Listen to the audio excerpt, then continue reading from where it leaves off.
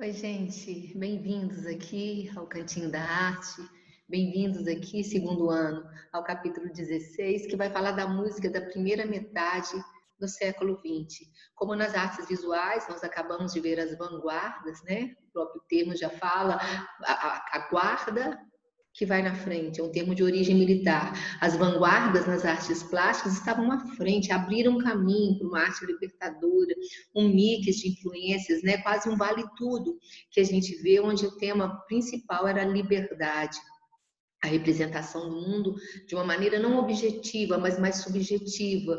E essa grande liberdade que a gente vê nas artes visuais chega também na música, tanto na música popular quanto na música erudita. Então, essa será a nossa aula de hoje. Bem-vindos, né? A música popular, né, antes de começar qualquer coisa, a música popular, para você aprender, a transmissão dela é espontânea. Um pai pode ensinar para o filho, às vezes o avô foi autodidata, é aquela música que nasce espontaneamente e é um saber transmitido também de maneira espontânea. A música erudita requer um saber especializado, sistematizado, você tem que saber ler partitura, né? A música erudita envolve mais estudos. Então a gente vai falar dessas duas categorias, da música, primeiro da música erudita e da música popular, tá? Muito bem, bem-vindos então. Durante essa aula, essas músicas aqui serão citadas. Grande parte delas eu não posso colocar para vocês. Se fosse uma aula presencial, né, na nossa sala, como sempre, eu colocaria um pedacinho de cada música. Mas como as aulas vão ser colocadas no YouTube para que vocês tenham acesso, muitas ainda não são domínio público, né? Tem os direitos autorais, então o YouTube barra a aula. Então, poucas dessas aí nós ouviremos, né? Eu tive que reeditar essa aula, regravar, por conta de que na primeira aula todas essas músicas eu colocava um trechinho, como nas aulas presenciais. Mas agora, grande parte delas eu não posso colocar para vocês, está aí os compositores, o nome das músicas que eu vou falar durante essa aula, e vocês, por favor, ouçam, depois acompanhem, ou coloquem o fone, tentem entender cada contexto, né? Cada uma dessas músicas, né? Quão revolucionárias elas foram para aquele momento, né? E a diferença e as transformações entre uma e outra, entre um tempo e o outro, ok? Bem-vindos. Então, está aí a sequência, essa sequência está aí no final novamente. Muito bem. Quando a gente fala de modernidade, é muito importante essa passagem nas artes plásticas do século XIX ao século XX. No final do século XIX, a gente vai ver o impressionismo. Lembra a atitude dos pintores, daquelas pinceladas que foram chamadas de borrões? Os impressionistas pintavam a mesma paisagem em horas diferentes do dia. Eles achavam que a luz, né, mudava a coloração, né, ao longo do dia. Então, era comum pintar uma paisagem de manhã, à noite, ou à tarde, ou em dias diferentes, com um dia de chuva, um dia ensolarado, um dia com nevasca. Esses eram os impressionistas, inovaram na técnica, na visão técnica, apesar dos temas continuarem os mesmos temas tradicionais, mas já são considerados modernistas. E nessa época eu trouxe para vocês um piano. Olha, lembrando também que eu sou professora de artes visuais, eu não sou professora de música, tá?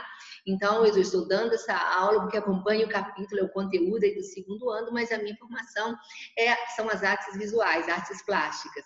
Tá bem? Só para eu ficar mais confortável nisso aí. Não sou um expert nem em música popular, nem em música erudita, tá bom? Então, eu tô dando essa aula para vocês, assim, com muito carinho também, mas não sou uma especialista da música.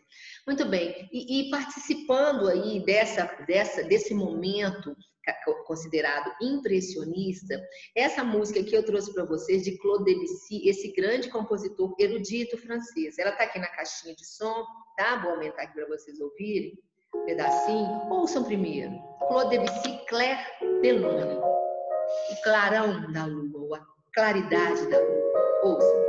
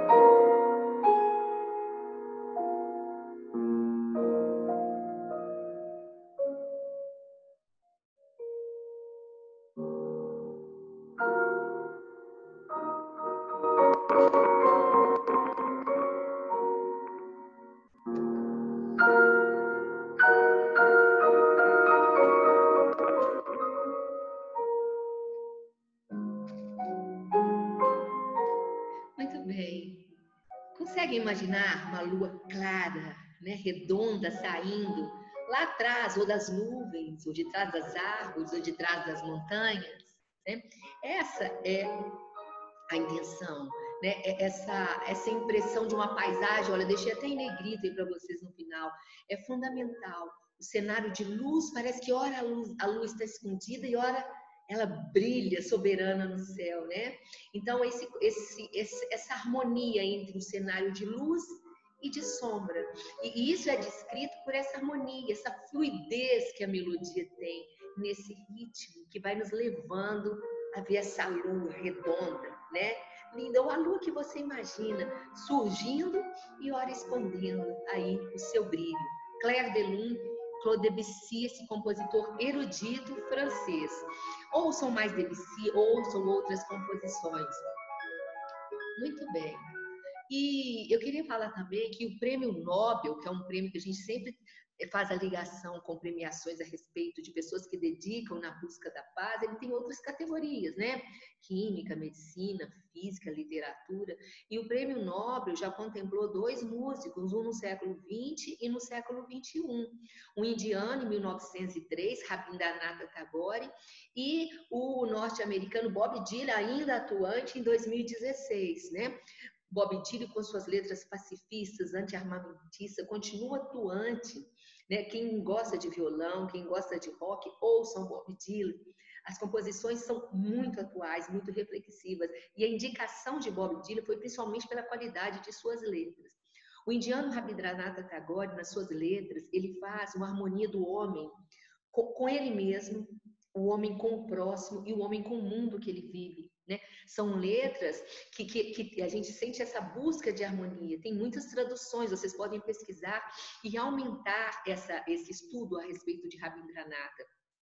Outra coisa que tanto ele, quanto Bob Dylan, quanto os músicos populares e eruditos começam a fazer, e nós vimos isso na Semana de Arte de 22, quando a gente estudou o movimento modernista, é uma busca do que está ali, do cancioneiro popular, do folclórico, dos ritmos de dança, das cantigas de roda, das lendas, né? Da história cultural de cada povo. Então, Rabindranath pega várias canções de pontos diferentes da Índia, canções folclóricas, e faz composições magníficas. Bob Dylan também tem influências de vários ritmos, né? E é chamado até essa pegada de Bob Dylan como folk. Ele mistura o rock com essas pegadas aí, dessas pesquisas dentro do folclore, dentro do peculiar de cada região. No Brasil, a gente tem também isso. Vou chegar lá. Daqui a pouco eu falo sobre a música brasileira. Tá bem? Muito bem. Então, esses 2 músicos já foram contemplados.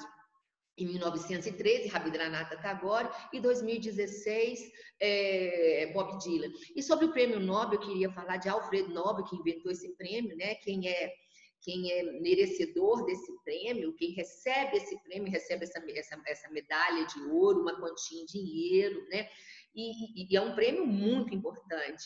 E Alfred Nobel criou esse prêmio, gente, por causa de uma manchete no jornal. Vou contar a história para vocês. O irmão de Alfred Nobel faleceu. E um jornal confundiu o irmão com ele, por causa do sobrenome Nobel. E Alfred Nobel foi o inventor da dinamite, que é um explosivo destruidor, né?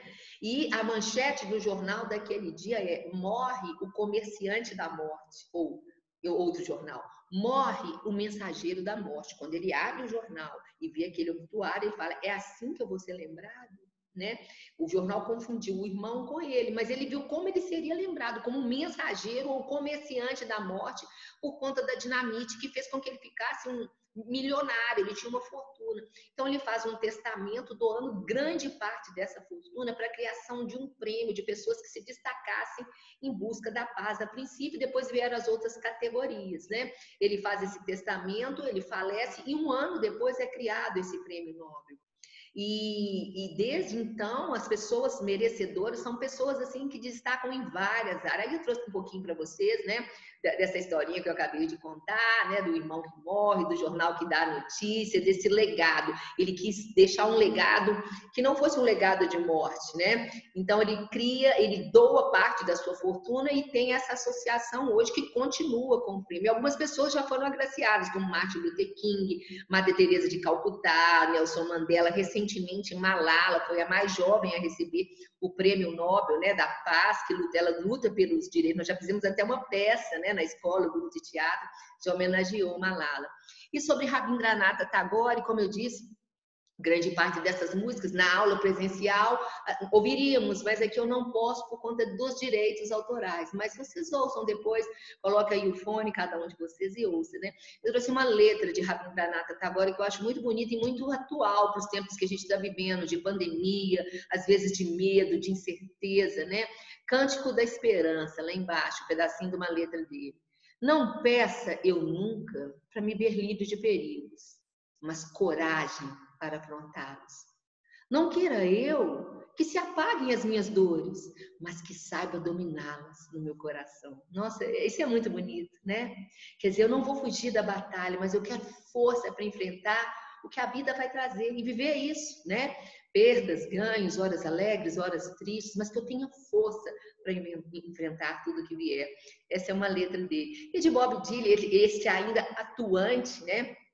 E ilustre, criativo, magnífico compositor. Eu trouxe uma letra dele também, ele interpreta suas músicas em Bob Dylan atuante. Eu trouxe para vocês a letra de Senhores da Guerra, onde ele questiona esses senhores que fazem a guerra, né?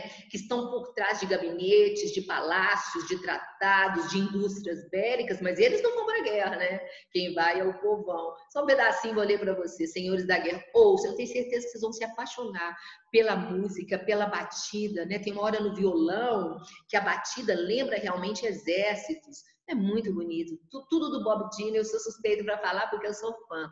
Venham, senhores da guerra. Vocês constroem grandes armas, vocês constroem aviões da morte, vocês constroem todas as bombas, vocês se escondem atrás de paredes, vocês se escondem atrás de mesas. Eu só quero que vocês saibam que eu enxergo através de suas máscaras.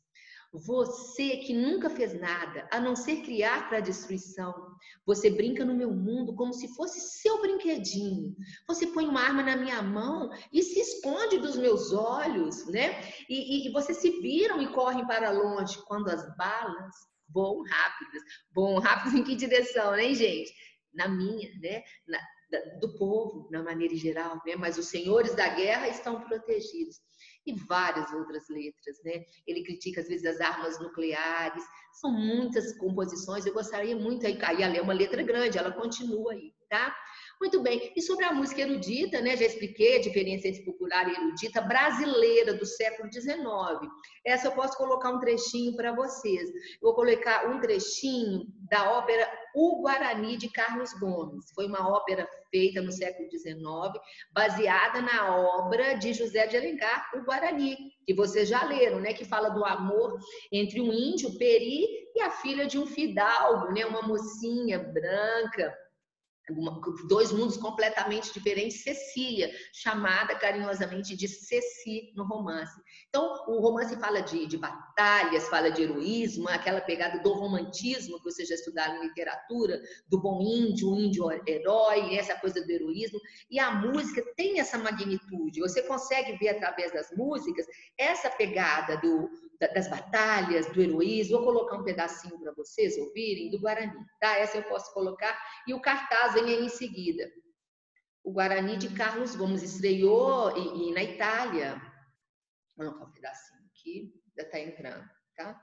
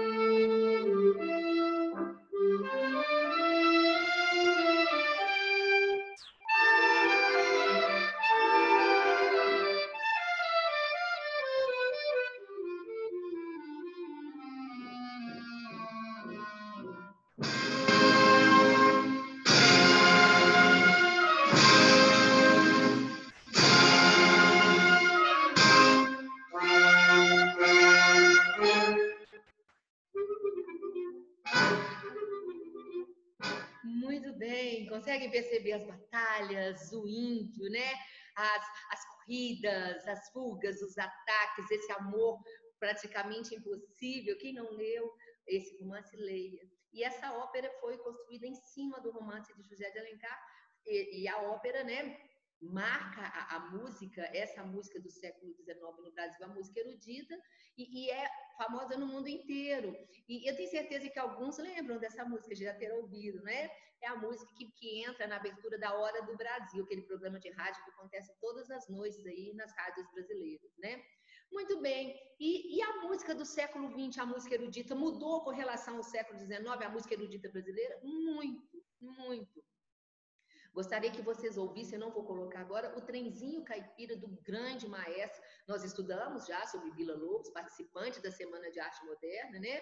Foi aquele maestro que sobe ao palco com um pé de chinelo na Semana de Arte e um pé de sapato, e o público, mas como? Achando que aquilo era uma afronta, que ele estava debochando da plateia. Ele disse, não, é apenas um carro inflamado.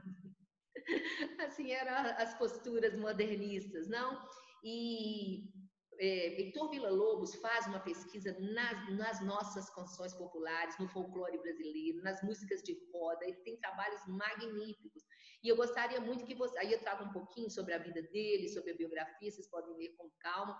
Esse material folclórico, caipira, ele misturou com composições do estilo do compositor Bach, são chamadas baquianas. Esse sufixo ana nas músicas significa uma referência a, uma homenagem, a maneira de. Então, baquianas, a maneira de Bach. Então, ele faz várias baquianas, né? Aí tá Villa-Lobos. E eu trago para vocês aí o Trenzinho Caipira, que faz parte das baquianas brasileiras, número 2. E nesse trenzinho caipira, a gente tem realmente a sensação de ouvir uma música de um trenzinho que começa na estação aquecendo a sua maquinaria, o apito, a fumaça saindo, e esse trem vai fazendo viagens por montanhas, passando por pontes, chegando em cidadezinhas, até chegar ao seu destino quando ele desliga todas as máquinas.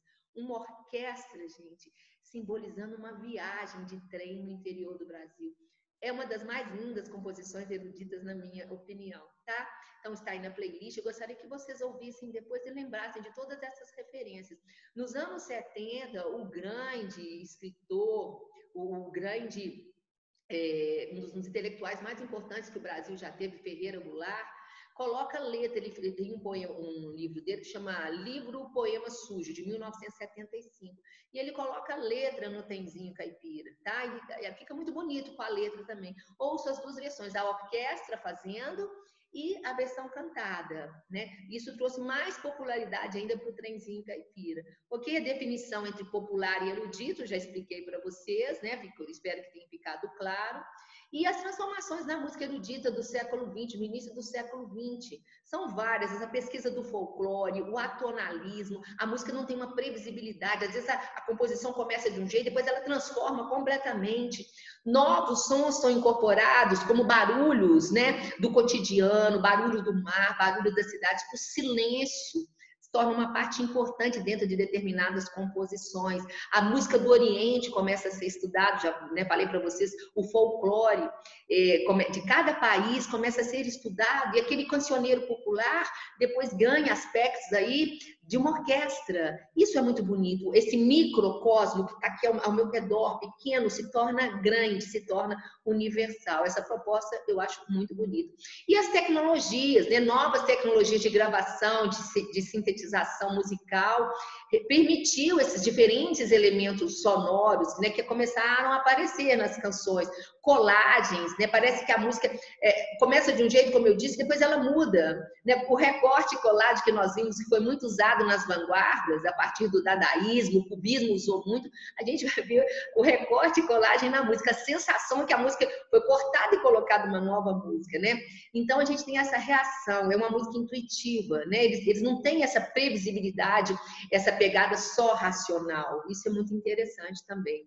E aí continua a marcação, compassos, novas batidas, colagem, eu já expliquei, o silêncio dentro das composições, né? A música é uma música múltipla, são vários caminhos a serem seguidos. O atonalismo, não tem uma referência a se ouvir, né? Você não tem um caminho, não é só um caminho, são vários caminhos. E você, nessas composições, eu vou citar alguns compositores aqui, vocês vão perceber isso aí, tá? Bom, o experimentalismo, os ruídos, o silêncio, essa busca do popular. Então, eu gostaria que, na aula presencial, nós ouvimos aí o húngaro Béla Bartók. Béla Bartók tem uma publicação de mais de 2.000 melodias que são coletadas das canções populares da Hungria, da Romênia, da Turquia, e ele faz composições lindas, né? Tem uma aqui muito bonita chamada Suíte das Danças. Ouçam, está aí na minha playlist. E dos Estados Unidos, Aaron Copland, que inovou, porque ele integrou o idioma inglês e elementos do jazz. Eu vou explicar sobre o jazz, vou falar sobre o jazz daqui a pouquinho, e com dissonâncias musicais, né, com ritmos completamente diferentes, e também elementos da cultura de outros povos, como elementos populares do México, elementos de tradição judaica. Ele faz um mix, e isso dá um resultado excelente. Eu recomendo que vocês ouçam Primavera dos Apalaches, de 1944. Vocês vão ver como essas composições ainda se tornam muito atuais, né? Ainda tem pessoas que falam, gente, mas nossa, é muito nossa época, né? É muito inovador. E na Inglaterra, eu queria que vocês ouvissem Vaughan Williams, que incorpora em suas composições, às vezes, cantos anglicanos, cantos das igrejas, barulhos do mar. Ele traduz, às vezes, a atmosfera da cidade de Londres com barulhos do mar. E aí tem na sequência, na playlist, qual música eu recomendo que vocês ouçam. E a gente não pode falar de música erudita do século XX sem falar de Igor Stravinsky. Igor Stravinsky faz a grande composição do século XX, erudita, chamada Sagração, russo, né? Um compositor russo, a Sagração da Primavera. São várias composições baseadas, é uma obra bonita, imensa, que virou balé depois, baseada no folclore russo. Igor Stravinsky faz a música e Nijinsky, o grande bailarino russo, faz a coreografia. Eles estreiam no Teatro Campos Elíseos, em Paris, em 1913. Uma composição completamente diferente de tudo, uma apresentação diferente de tudo que já tinha acontecido com relação à música e o balé. A plateia chegou com a roupa de gala, as mulheres com joias, os homens com aqueles, né, com cartola. Muito bem, começou tranquilo os primeiros minutos. De repente, quando a música começa a mudar, quando os movimentos corporais dos atores parecem que exalam aquela música com saltos, saltitos e movimentos inusitados, uma parte da plateia começa a vaiar, outra parte queria escutar, teve briga física mesmo, ataque físico na plateia, a polícia teve que ser chamada, mas a apresentação continuou. Aí estão fotos aí da Sagração da Primavera. Qual que é o roteiro? O roteiro também é um roteiro do folclore russo. É uma história, uma lenda, que todo ano, entre 12 virgens, entre 12 moças das mais lindas, uma será escolhida para ser sacrificada em homenagem à primavera, à sagração da primavera. Então, qual é o sacrifício? Ela tem que dançar até morrer. Esse é o roteiro.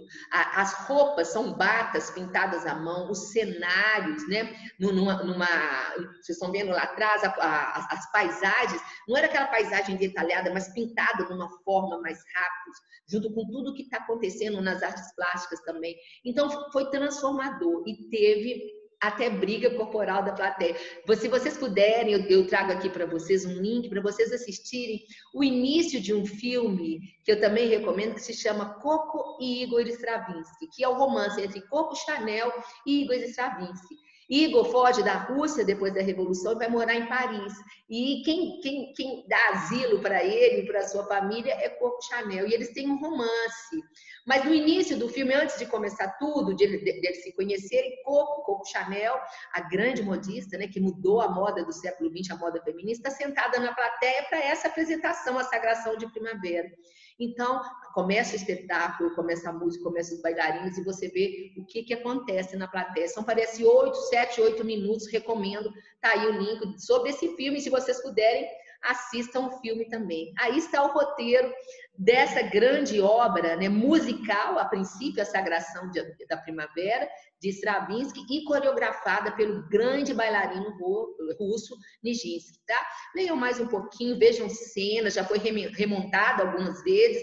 Ainda hoje é uma obra que você que está acostumado com a dança, você que assiste espetáculos de balé, de dança moderna, vocês vão ver como ela ainda está à frente até da nossa época, né? Pela movimentação, pela qualidade da música. Muito bem. E outros músicos eu recomendo para vocês entenderem a música erudita, né? Arnold Schoenberg, que trabalha esse atonalismo, composições que fogem ao esquema tradicional. Na playlist tem o que eu gostaria que vocês escutassem desse compositor que é considerado expressionista. E esse aí, John Cage. John Cage traz essa performance aí musical, entre aspas, né? Vocês estão vendo a partitura dessa composição chamada de 4 minutos e 33 segundos. Olha, quem faz música e quem sabe música, olha aqui, não tem uma nota nessa partitura, nenhuma. Por quê? Porque ele chega, ele pode tanto fazer essa apresentação num piano maravilhoso, quanto num piano pequenininho, num piano infantil, porque são 4 minutos e 33 segundos de silêncio. Aí você fala, Mônica, eu vou então sentar, chegar no teatro e ouvir ou não ouvir 4 minutos e 33 segundos. Qual é a proposta? A proposta é a seguinte, que os barulhos da plateia é que sejam ouvidos. Mas quais barulhos? Coçando a garganta, mexendo na cadeira, um panfleto que cai, um murmurinho, a própria respiração. Ele diz, plateia, ouça. Ele diz para você, ouça os seus barulhos. E não necessariamente os barulhos, mas os seus silêncios. Esse autoconhecimento que vai fugindo da gente, né? A vida, a rotina, o dia, os afazeres, vai levando embora. São aqueles exercícios do início da aula de teatro que a gente trabalha, né? Que eu pergunto para vocês, como você se sente hoje? E eu falo, a resposta é só sua. Investigue, para tudo, né? E pense sobre você. Sinta seu coração batendo, sua respiração, sinta a força da vida dentro de você. Entenderam, gente? Então, é ver, nesse caso aí, é ver com outros olhos, né? Como diziam os modernistas, e nesse caso aí, é ouvir com outros ouvidos. Então, tá aí de John Cage, 4 minutos e 33 segundos. E John Cage também, gente, ele é muito ousado nas composições. No piano, às vezes, nas cordas do piano, ele amarrava parafusos, tocos de madeira, pedaços de plástico, para que o som saísse de maneira diferente.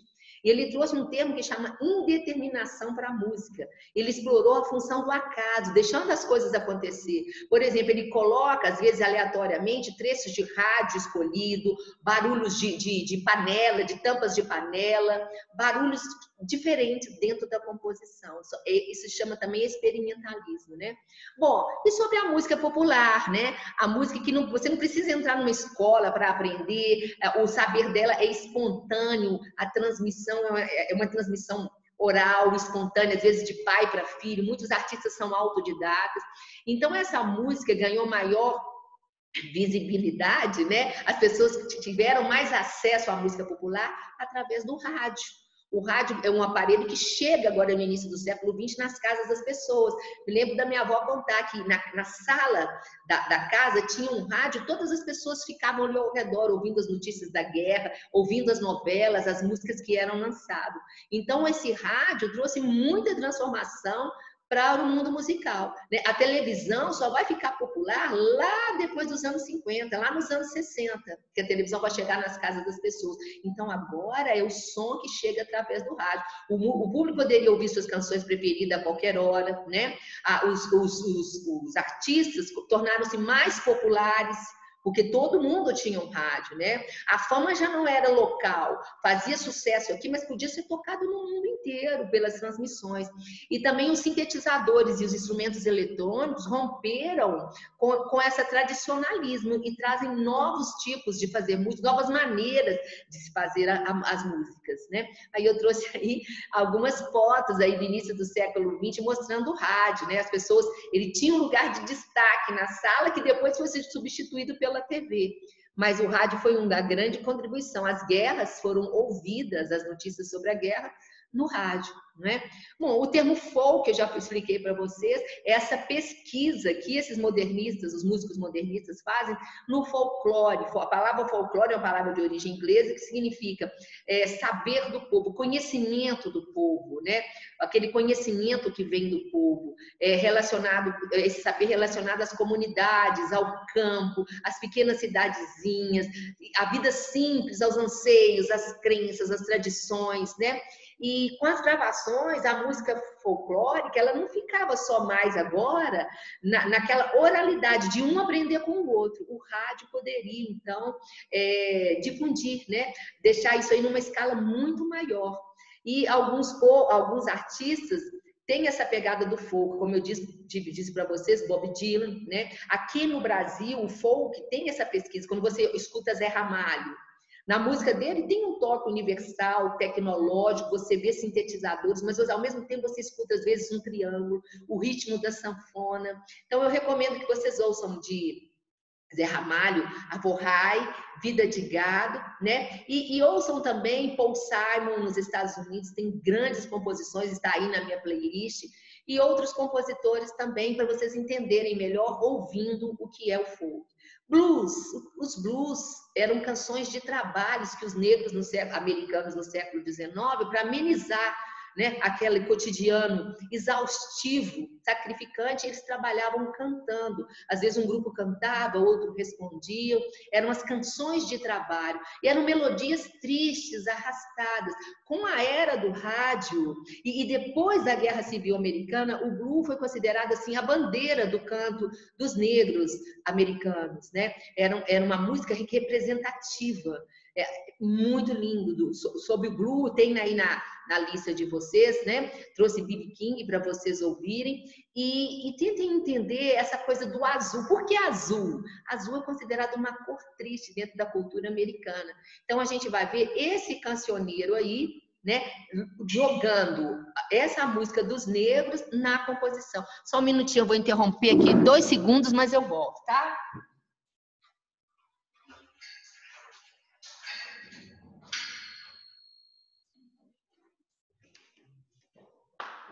Ok, voltando então, tá, gente?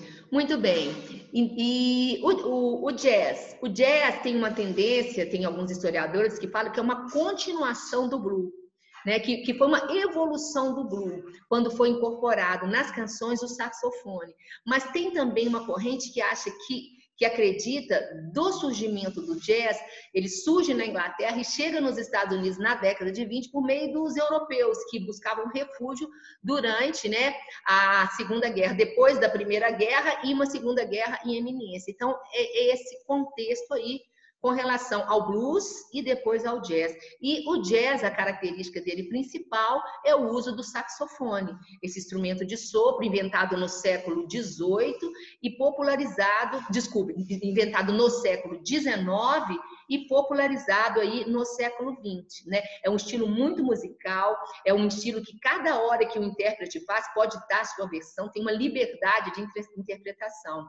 Então, trago um pouquinho de Joe Coltrane para vocês, ouçam mais um pouquinho, e tá na playlist aí também de vocês. Sobre o saxofone eu trouxe aí, né? Por que chama sax?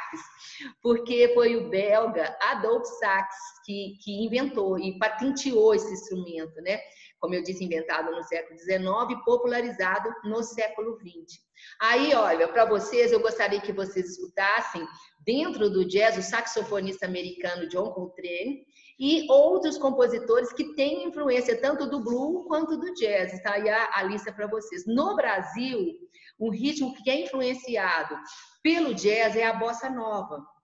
Um ritmo muito importante que marca a música brasileira lá fora. Tão importante, quando fala em música brasileira em outros países, eles sempre lembram da bossa nova. É o samba e a bossa nova, né? Esse termo bossa nova surge num ritmo diferente de se cantar. Dizem que a origem da bossa nova surge nas festas, nos apartamentos da Zona Sul, que naquela época as pessoas tinham, né, essa educação de não incomodar o vizinho. Então, nos anos 50, aquele jeito de cantar baixinho, nessas reuniões que aconteciam à noite. E é um jeito de cantar baixo, sem aquele vozeirão, né, sem grandes maestrias vocais, mas é aquela coisa do banquinho e violão. Um jeito muito lindo de se cantar, né? Bossa era uma gíria da época. Qual que é a bossa? Qual que é a novidade? O que que há? O que que está acontecendo? E um grande representante da bossa nova que a gente tem aí é João Gilberto, falecido recentemente, Tom Jobim e Vinícius de Moraes, né? São os três grandes representantes da bossa nova que tem muita influência do jazz. A segunda música mais executada no mundo, mais gravada, com arranjos diferentes em várias línguas, é uma música da nossa bossa nova. É a música Garota de Ipanema. É a segunda música mais executada no mundo, né? Composição de Tom Jobim e Vinícius de Moraes.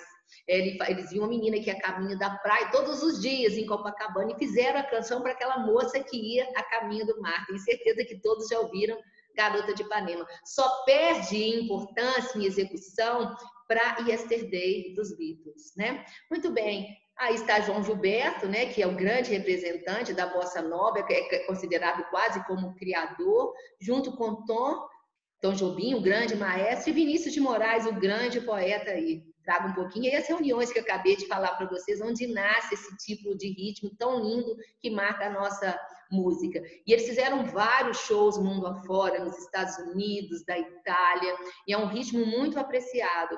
Ouça um pouquinho de Garota de Ipanema. E eu encerro essa aula falando de um acontecimento na música muito importante no século XX, que foi o Festival de Woodstock, que aconteceu em 1969 nos Estados Unidos, que foram alguns jovens que organizaram aí 3 dias de música numa fazenda no estado de Nova York. Mas eles não imaginavam que tanta gente chegaria nesse festival. Foram convidados muitos artistas, né? E artistas que ganharam muita fama por conta desse festival. Artistas que alguns estavam começando, outros já eram famosos, né? Teve grande repercussão para quem participou e para quem assistiu. Nesse momento, a sociedade americana, sobretudo os jovens, estavam vendo a contracultura, o movimento hippie, aquela coisa pacifista, né? Do paz e amor, não faça guerra, uma atitude contrária à guerra do Vietnã.